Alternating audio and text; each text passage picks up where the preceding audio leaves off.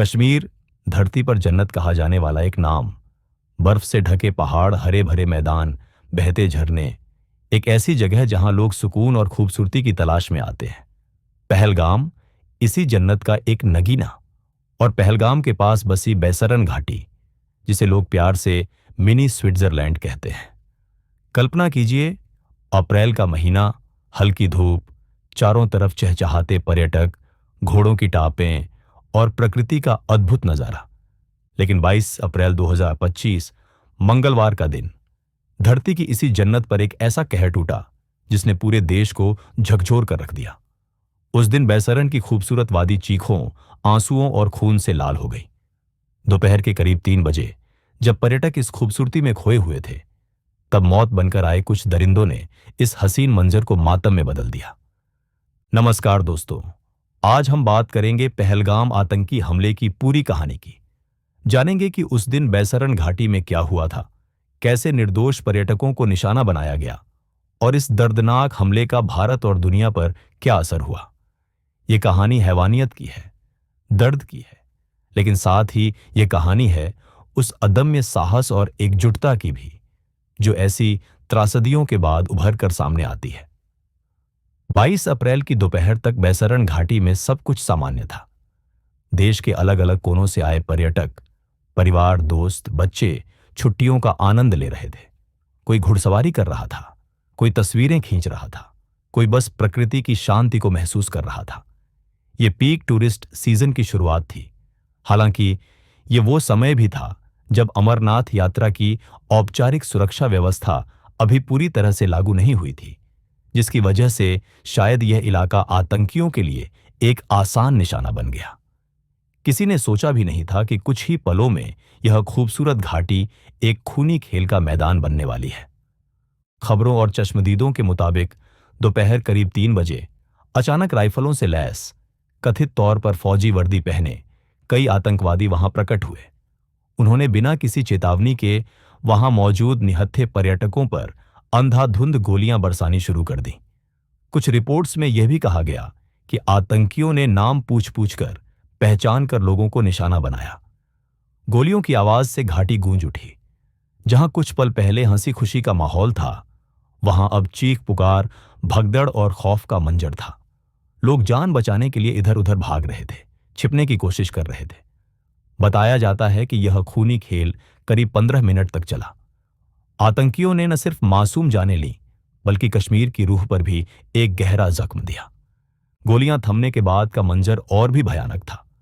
चारों तरफ घायल पड़े लोग, अपनों को ढूंढते बिलखते लोग।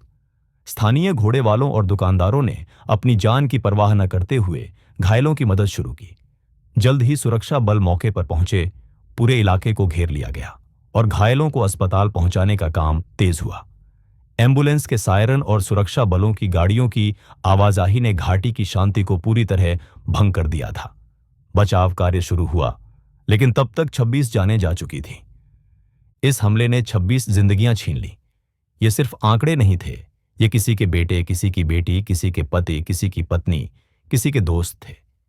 ये लोग महाराष्ट्र, केरल, बिहार जैसे अलग अलग राज्यों से खुशियां मनाने आए थे, लेकिन वापस गए उनके बेजान शरीर। इनमें नेपाल का एक नागरिक भी शामिल था, एक इंटेलिजेंस ब्यूरो के अफसर जो अपने परिवार के साथ छुट्टी पर थे। वो भी इस हमले का शिकार बने। पूरे देश में शोक की लहर दौड़ गई। लोगों का गुस्सा सड़कों पर दिखा। कैंडल मार्च निकाले गए, श्रद्धांजलि सभाएं हुईं। सोशल मीडिया पर लोगों ने अपना दर्द और गुस्सा जाहिर किया। रिलायंस फाउंडेशन और नेशनल स्टॉक एक्सचेंज जैसे संस्थानों ने पीड़ित परिवारों की मदद के लिए हाथ बढ़ाया। यह हमला सिर्फ कुछ परिवारों पर नहीं, पूरे भारत पर हुआ हमला था। हमले के तुरंत बाद जांच तेज कर दी गई। शक की सुई पाकिस्तान स्थित आतंकी संगठन लश्कर-ए-तैयबा पर गई। पुलिस ने 3 संदिग्धों के स्केच जारी किए, जिनमें 2 पाकिस्तानी नागरिक और एक स्थानीय कश्मीरी शामिल था। उन पर 20 लाख रुपये का इनाम रखा गया। कुछ और स्थानीय आतंकियों के नाम भी सामने आए।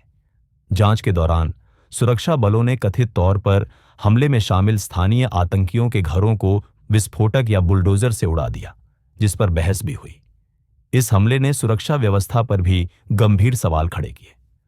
विपक्ष और मीडिया ने पूछा कि जब बैसरन घाटी में पर्यटक आ रहे थे, तो वहां पर्याप्त सुरक्षा बल क्यों तैनात नहीं थे?